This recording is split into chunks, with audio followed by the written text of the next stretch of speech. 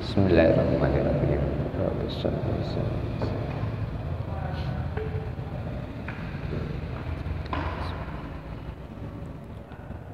Assalamualaikum warahmatullahi wabarakatuh.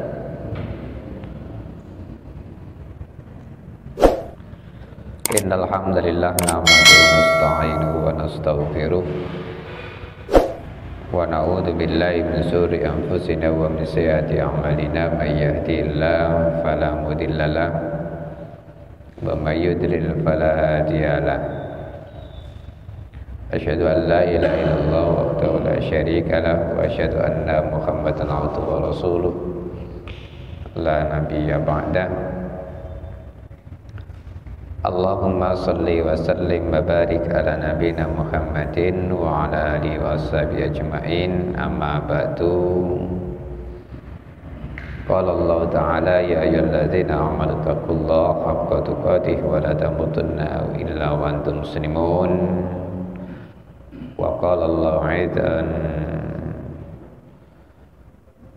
wa takum minkum ummatun yad'una ilal khair wa ya'muruna bil ma'ruf wa yanhauna 'anil munkar wa ulaika humul muflihun. Wa qala Rasulullah wa inna asdiqal hadis kitabullah wa khairul hadi hadi Muhammadin sallallahu alaihi wasallam wa syarrul umuri muhdatsatuha wa kullu muhdatsatin bid'atun wa kullu bid'atin dhalalah wa kullu dhalalatin finnar. Baik, Bapak sekalian saya hormati hadirin jamaah salat maghrib yang dirahmati oleh Allah Masjid Al-Ikhlas. Alhamdulillah kita semuanya patut bersyukur pada Allah atas rahmat hidayah, diberikan sehat, as-sihhatu wal faragh, sehat dan kesempatan untuk ibadah kepada Allah secara zulfa, sedekat-dekatnya. Kemudian kita melaksanakan kajian Himpunan Putusan Tarjih Muhammadiyah, mudah-mudahan membawa keberkahan kebaikan di dalam diri kita, amin ya rabbal alamin. Salat dan salam semoga tetap terlimpahkan kepada Muhammad sallallahu alaihi wasallam. Mudah-mudahan kita selalu berqudwah hasanah kepada beliau.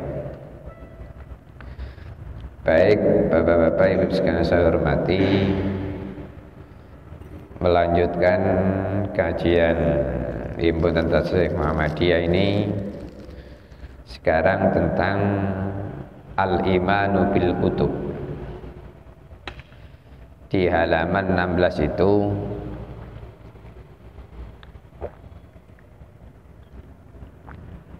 jadi al-imanu bil kutub, percaya kepada kitab. Al-kutub itu jamak taksir dari kitabun. Jadi kitabun itu mufradnya, begitu mufrad itu tunggal. Kitabani dua kitab, kutubun kitab-kitab atau beberapa kitab ini. Nah, jadi setelah kita membahas tentang al-imanu bil malaika, dalam konteks bab ini adalah al-imanu bil kutub. Kita wajib percaya kepada kitab-kitab. Maksudnya kitab-kitab di situ nantinya dijelaskan, yaitu kitab-kitab Allah itu as-samawi namanya. Nah, yajibu alaina an nu'mina bi anna Allah azza wa jalla. Yajibu alaina, wajib atas kita. Jadi yajib itu kalau ismul fa'ilnya namanya wajib. Kemudian kalau ada kata-kata alaina, ala itu berarti ada kewajiban yang harus kita taati, fahamkan, dan kita amalkan. Nah, sehingga wajib bagi kita an-nu'mina, untuk percaya.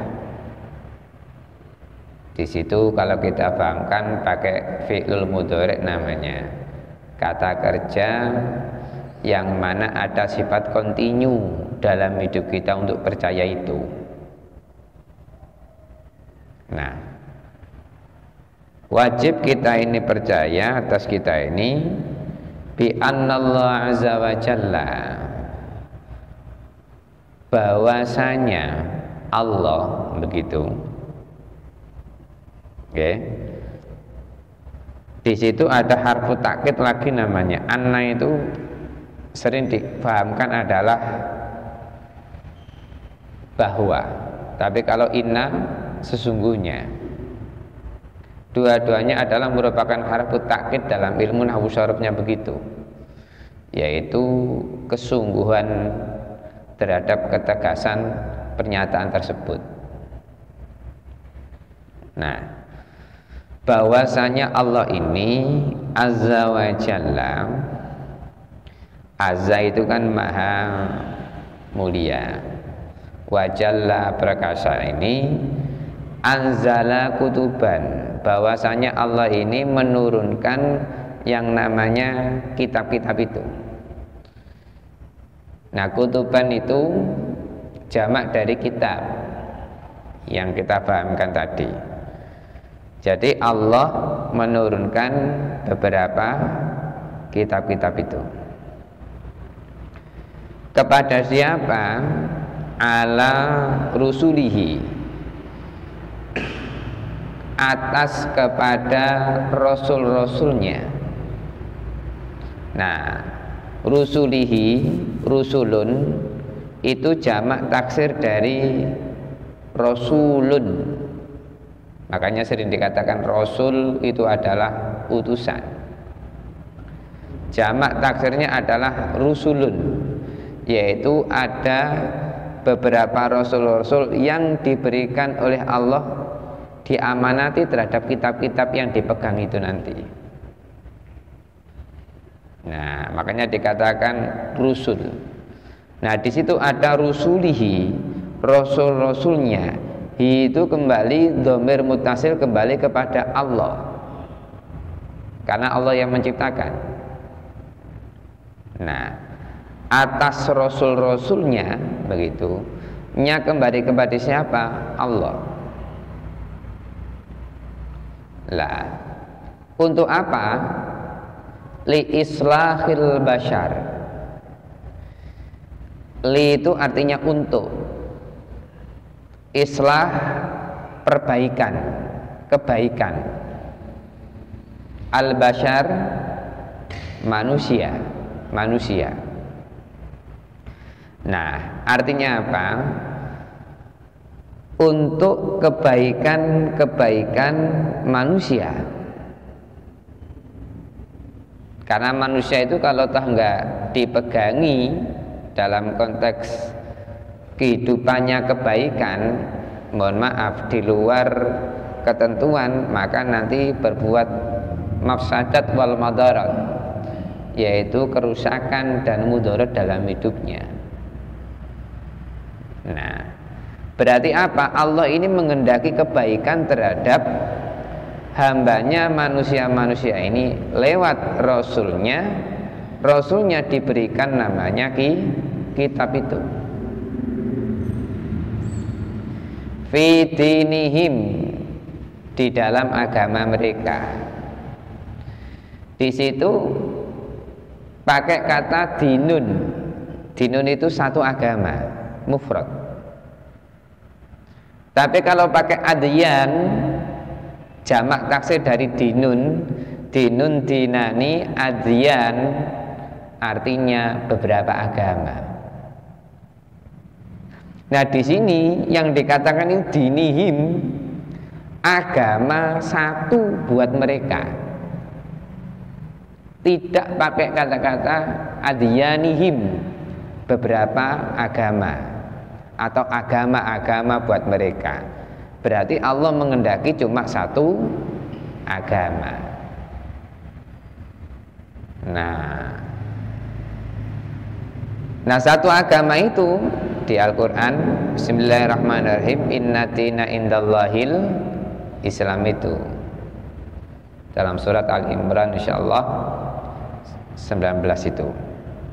Nah, fi dinihim, jadi untuk kebaikan manusia di dalam agama mereka.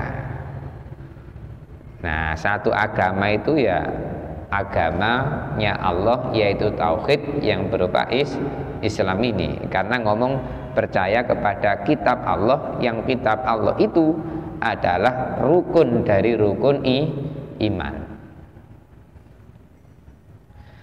Wa dunyahum, dan kehidupan dunia mereka. Siapa manusianya itu? Jadi karena kebaikan hidupnya manusia ini dalam agamanya yang satu itu, dan kehidupan dunia mereka itu biar baik. Nah, sekarang bahas agama. Kalau toh orangnya Islamnya benar, maka pemahaman Islamnya benar, manhajnya benar, insya Allah tidak, mohon maaf, pemahamannya salah. Newis pemahamannya salah, dianya salah paham, dan kalau sudah salah paham, menyalahkan orang yang tidak sepaham dengan dia. Nah, ini itu bahas agama. Nah, maka lagi-lagi pemahaman tentang keislaman yang benar itu penting. Nah, sekarang kehidupan dunia mereka.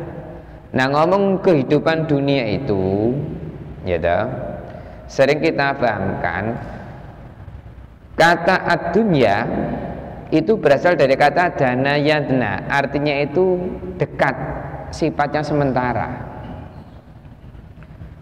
Maksudnya manusia hidup di dunia ini itu dibatasi oleh waktu yang sifatnya sementara, itu dunia.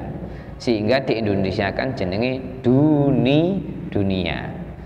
Sehingga kemudian dalam kehidupan manusia itu kemudian ada kata-kata namanya kedunyan, jare wong Jawa. Nah, maka hati-hati itu. Nah, karena konteks kehidupan dunia ini yang multi kompleks bahasanya begitu, maka sangat dipengaruhi dengan, mohon maaf, kalau enggak agamanya benar, praktek dalam hidupnya pasti tidak benar. Contoh, hubungan muamalah, ini konsep dunia, makanya untuk kebaikan dunianya. Hubungan muamalah itu hubungan antara manusia satu dengan manusia yang lain. Pinjam meminjam, utang piutang. Nek ngremehno, maka di situ kemudian nganakno uang, duit, riba, rentenir dan lain sebagainya. Jualan juga begitu. Kalau nggak ada agamanya, maka pasti akan bujuk dan lain sebagainya. Ini kehidupan bahas dunia itu tadi. Nah, jadi kebaikan kehidupan manusia hidupnya di dunia tadi, agamanya biar benar dulu. Begitu. Minha, nah, apa kitab-kitab yang dimaksud itu dalam kitab HPT ini? Minha, darinya, nah gitu. Nah, itu kembali kepada kutub tadi, kitab-kitab itu. Darinya, diantaranya adalah Az-Zabur li Dawuda, yaitu kitab Zabur yang diturunkan kepada Nabi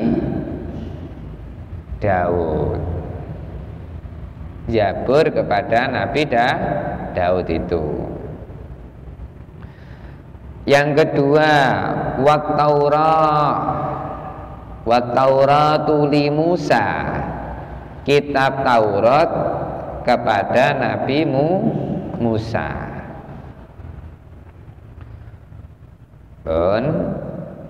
Wal Injil li Isa, dan kitab Injil kepada Nabi Isa. Wal Quran li Muhammadin, dan Al-Quran diturunkan kepada Nabi Muhammad.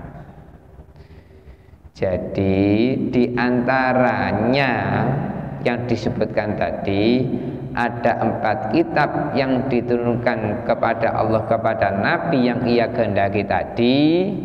Ini wajib kita percayai. Nah, bahwasanya Nabi Muhammad ini dijelaskan di situ khatimin nabiyyin. Khatim itu artinya penutup. Saya ulang, khatim itu artinya penutup. Penutup apa maksudnya? An-nabiyina. Nabiyin itu jamak muzakkar salim dari nabiyun. Indonesianya jenenge nabi. Tapi kalau pakai jamak taksir namanya al-anbiya. Makanya sering dikatakan khatimil nabiyyin atau khatimil anbiya, yaitu penutup para nabi. Artinya nanti setelah bab ini kita beriman kepada Nabi dan Rasul Allah yang jumlahnya 25 itu. Pertama Nabi Adam, dan yang terakhir adalah Nabi Muhammad. Nabi Muhammad ini adalah khatimin nabiyyin, yaitu penutup dari para nabi. Nah, maka kalau toh ada yang ngomong, mohon maaf, mengaku nabi setelah Nabi Muhammad, dosa dan haram hukumnya kita percaya. Maka syahadat kita, syahadatain kita yang sering kita ucap dalam sholat, lihat bunyinya, asyhadu an la ilaha illallah wa asyhadu anna muhammadar rasulullah. Persaksian kepada Allah sebagai sesembahan satu-satunya yang disembah, dan yang kedua persaksian bahwa Muhammad utusan Allah. Ini artinya bahwa kata-kata syahadah persaksian bimakna al-wa'du wal qasam, sumpah, janji dan pernyataan. Nah, makanya dikatakan khatimin nabiyyin itu tadi. Nah, kalau sudah sumpah pernyataan begini lewat syahadat, maka Rasulullah Muhammad wajib kita ikuti, ittiba namanya. Kita berqudwah hasanah, mencontoh kepada beliau yang baik itu. Apa yang kita lakukan, akidah, ibadahnya, muamalah harus sesuai dengan contoh Rasulullah. Munasabata bi Rasulillah. Ini namanya khatimin nabiyyin. Alaihi mussalatu wassalam, yang mana ya atas mereka yaitu sholawat dan salam, yaitu keselamatan buat mereka ini. Nah, sekarang yang dipahamkan wa annal qur'ana kalamullah. Lah ini loh Pak Bu, harfu takkidnya sekarang. Dan bahwasanya Al-Quran itu, ini loh Pak Bu, mubtada'nya ini namanya, kalau dalam nahwu sharafnya namanya ismu inna, ismu anna. Kemudian kalamullah adalah khobar. Khobar itu penjelasannya. Apa maksudnya? Begini. Dan bahwasanya Al-Quran itu adalah kalamullah, yaitu sebagai kalam, firman Allah. Saya ulang, kalam itu artinya firman, berasal dari kata-kata kalam, yaitu ucapan. Nah, Allah ini, ya kan, apa yang dikatakan Allah itu namanya firman, sehingga ditulis di dalam Al-Quran. Makanya dikatakan bahwasanya Al-Quran itu kalamullah, yaitu firman-Nya Allah. Nah, yang jumlahnya berapa? 30 juz. Berapa surat? 114. Nah, itu diawali surat Al-Fatihah, diakhiri dengan surat An-Nas. Ini yang harus selalu kita perhatikan betul. Kalamullah, firman-Nya Allah. Yes. Wa akhirul kutub, dan akhir. Nah, penjelasannya lagi. Kalamullah tadi dan Al-Quran itu adalah setelah firman-Nya Allah, yang kedua akhir dari kitab-kitab.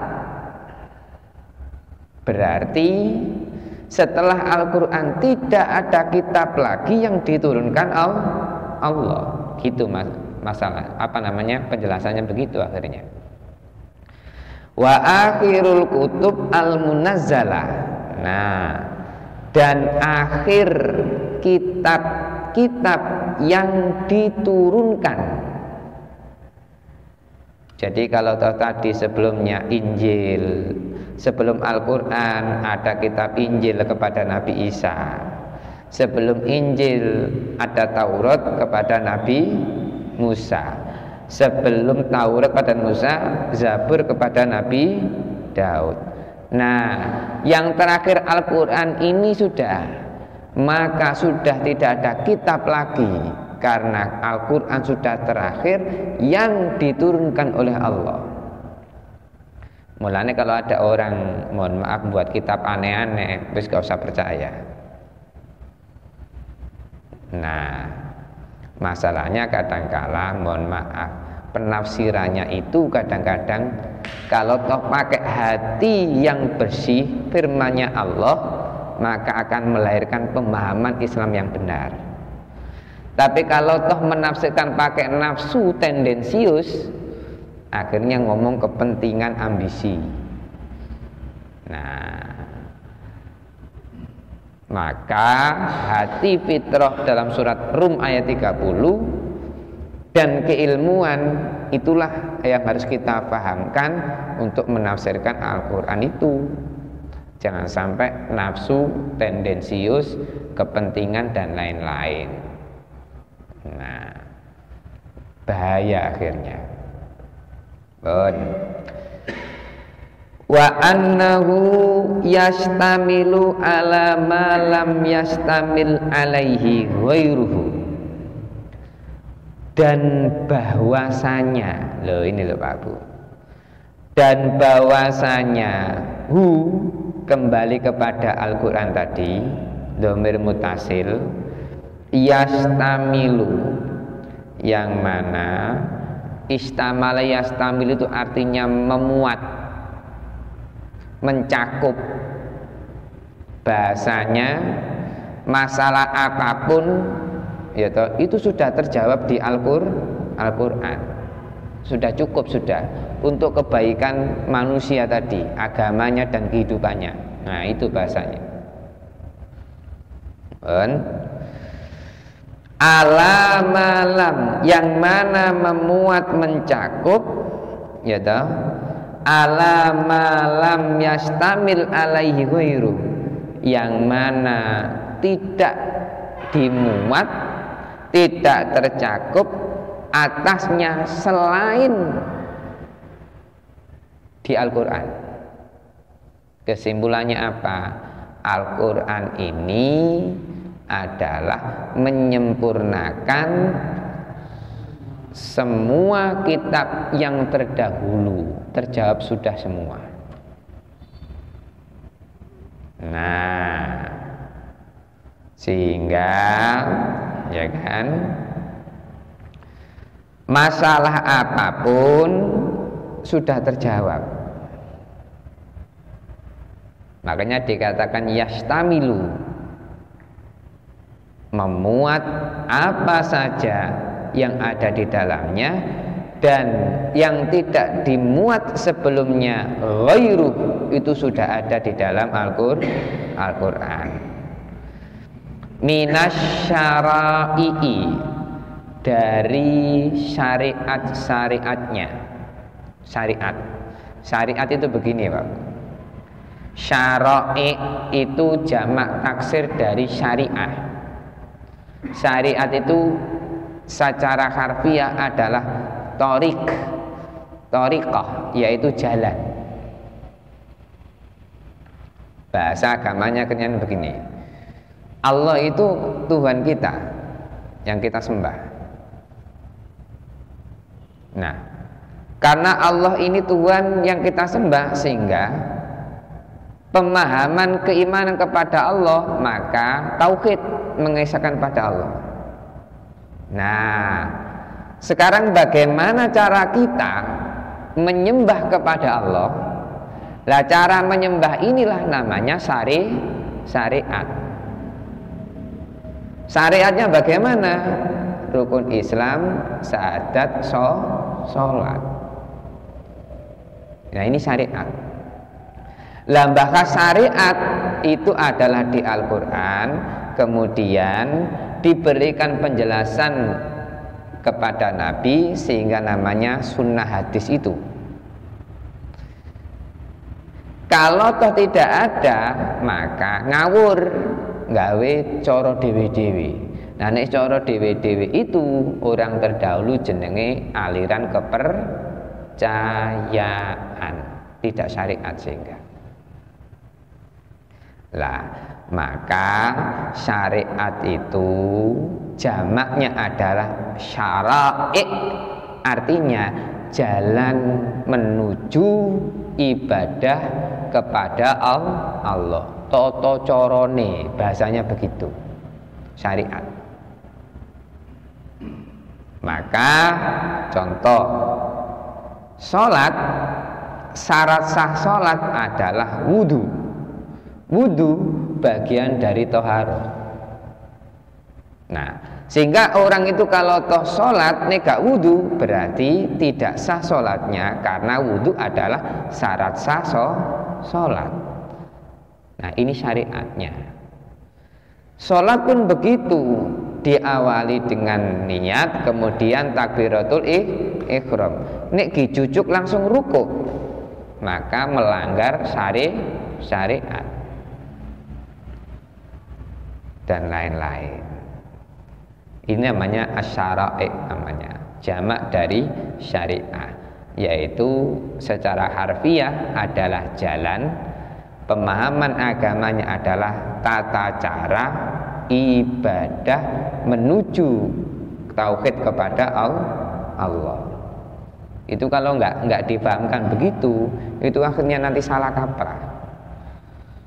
Nah, sehingga syariat ini kemudian pemahaman akhirnya memunculkan namanya furu'iyah, jadi bagian-bagian begitu.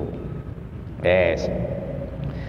Wa makarimil akhlak, dan juga, nah ini loh Bapak Ibu, makarim itu jamak dari makramah. kemuliaan al-akhlak, yaitu jamak dari khulukun, budi pekerti. Jadi kemuliaan akhlak, budi pekerti. Makanya di dalam surat Al-Qalam itu wa innaka la'ala khuluqin adzim. Nah, jadi kemuliaan akhlak itu tadi yang luhur, yang baik, ya toh. Karena lewat tata cara ibadahnya menuju tauhid kepada Allah, maka melahirkan yaitu kemuliaan akhlak, budi pekerti. Bahasane orang itu kalau toh bertuan kepada Allah tauhidnya, menurut bahasane, kemudian syariatnya, ibadahnya benar sesuai dengan Rasulullah, maka pasti melahirkan akhlakul karimah yang baik, makarimul akhlak, sempurna akhirnya. Nah, kalau enggak, mohon maaf, seperti sering saya contohkan khutbah Jumat contohnya. Si khutbah Jumat sudah ngomong ceramah di tengah-tengah bla bla bla bla, kemudian tinggalkan yang jelek, carilah yang baik dalam hidup. Lah kok sing pas jamaahnya, mohon maaf, mungkin pas ngantuk atau apa, nggak didengarkan sebelumnya, kemudian pas bangun, ya toh, yang didengar tadi apa? Carilah yang tinggalkan yang jelek, carilah yang baik. Akhirnya apa? Setelah sholat Jumat, kok kebetulan sandalnya jelek, kemudian tukar yang baik. Nah, sing salah ini orangnya atau Jumatannya tadi, kan begitu akhirnya. Nah, ini loh masalahnya. Sehingga tata cara ibadahnya sholat Jumat sudah benar, tapi orangnya tadi lo ngantuk, nggak dengarkan, sehingga salah paham, yang ditangkap salah sudah. Sehingga apa? Keluar bukan menghasilkan budi pekerti yang baik, budi pekerti yang luhur. Akhirnya apa? Mestine baik, akhirnya apa? Mencuri. Apa tadi? Sandalnya yang jelek ditinggal, ganti yang baik. Nah, bukan mencerminkan makarimal akhlak itu. Ini contoh sederhana saja.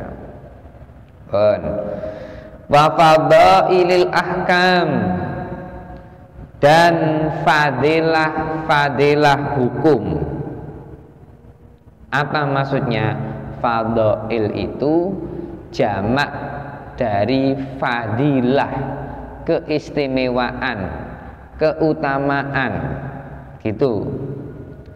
Al-ahkam jamak taksir dari hukum. Nah, hukum itu apa? Aturan dibuat untuk benar. Makanya wong nek gak bener berarti dihukum, mak ngono ah.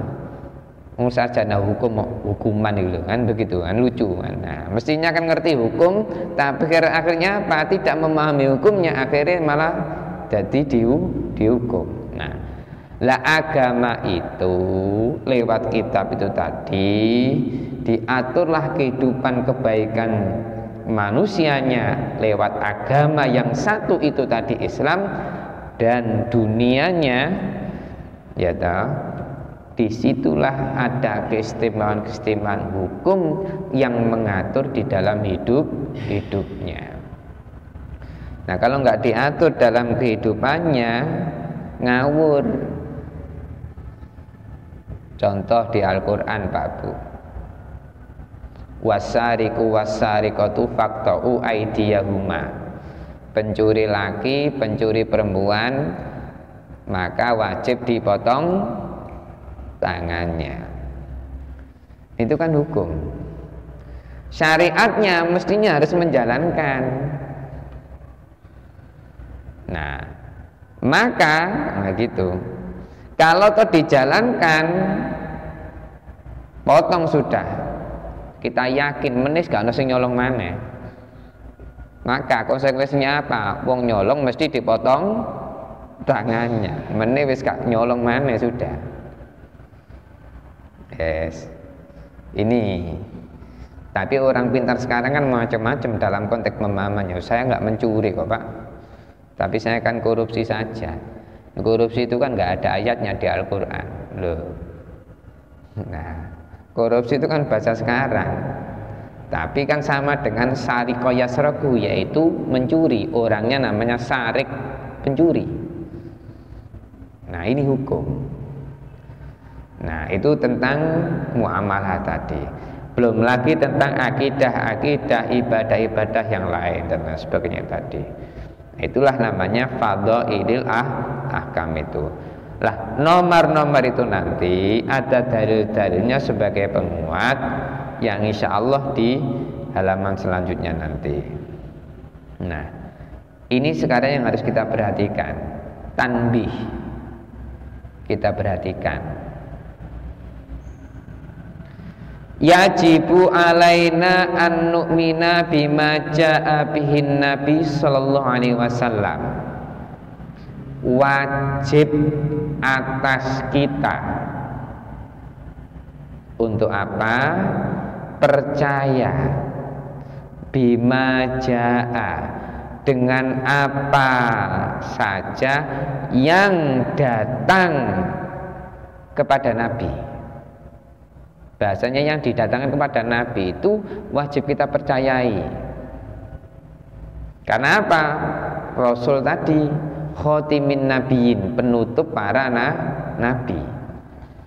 Jadi Allah ini kalau sudah menurunkan kepada Nabi Muhammad, wajib kita percayai apa saja yang didatangkan kepada Nabi, wajib kita percaya.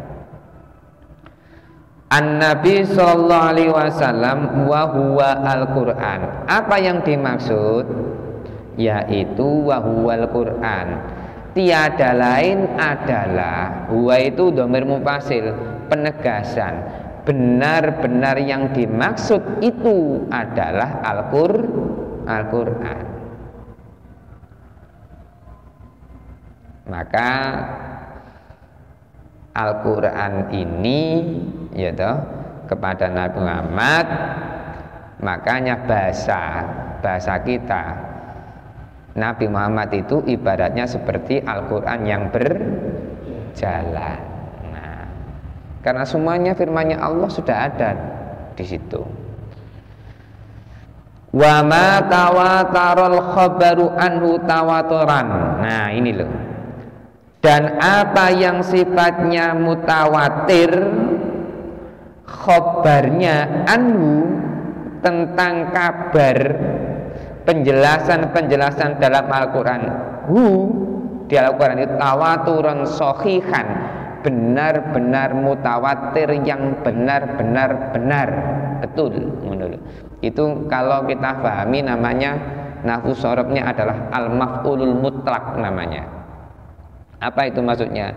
Kata kerja yang diulang kemudian ada bentuk masdarnya. Jadi tawataro itu kan mutawatir. Mutawatir itu jelas pertanggungjawabannya.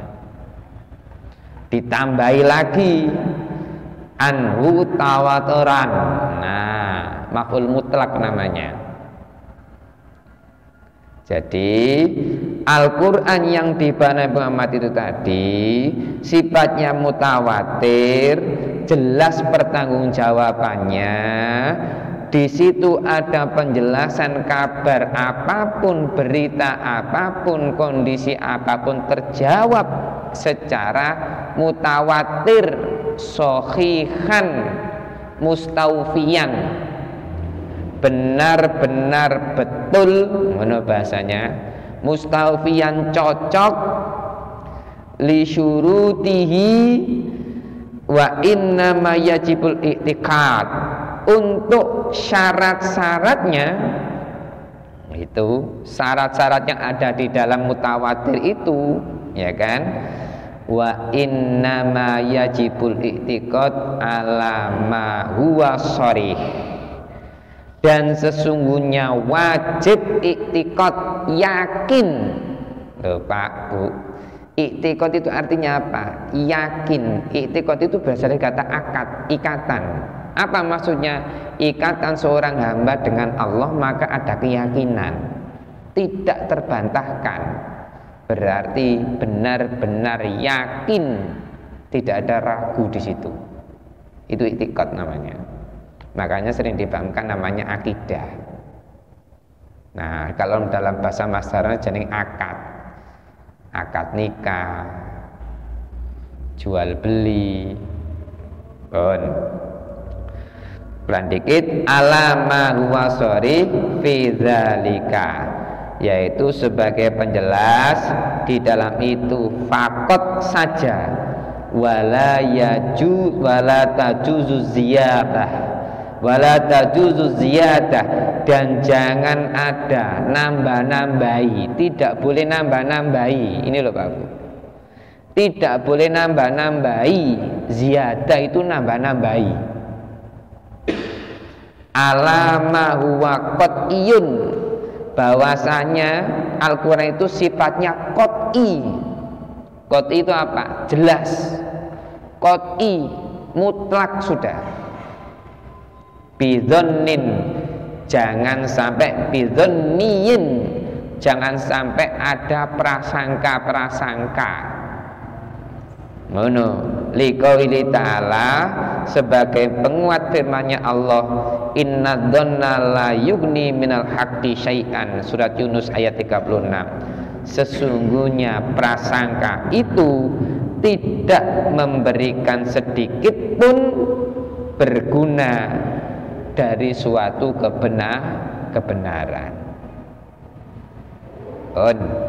Saya kira cukup, mudah-mudahan sebagai penguat bagi keilmuan kita, dan bertambahlah keimanan ketakwaan kita kepada Allah Subhanahu wa taala. Amin ya rabbal alamin. Mohon maaf, subhanakallahumma bihamdika asyhadu an la ilaha illa anta astaghfiruka wa atubu ilaik. Walhamdulillahirabbil alamin. Assalamualaikum warahmatullahi wabarakatuh.